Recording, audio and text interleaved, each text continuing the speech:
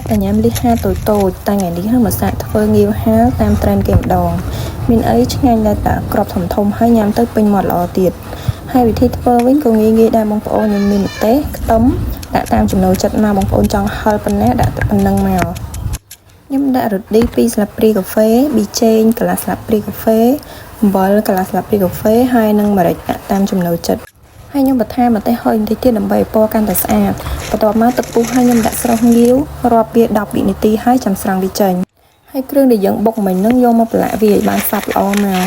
នេះហើយខ្ញុំធ្វើលើកទី1ហើយសំបីតលីហាធម្មតាហ្នឹងក៏ខ្ញុំមិនបានធ្វើដែរអត់ដឹងថារសជាតិហ្នឹងមិនម៉ាទេ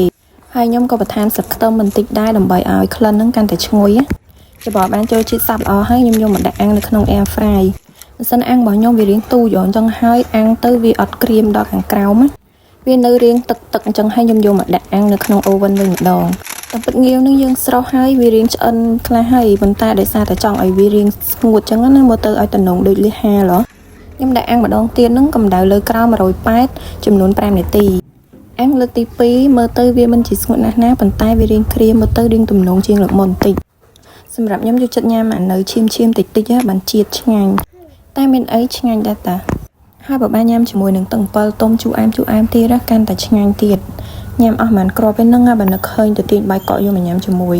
ញ៉ាំពេលថតចឹងដូចរឿងអត់សូវលះទេចាំពេលបិទកាមេរ៉ាចាំញ៉ាំឲ្យណានៃហ្មងចឹងវីដេអូរបស់ខ្ញុំមានតែប៉ុណ្្នឹងទេបាយបាយបងប្អូន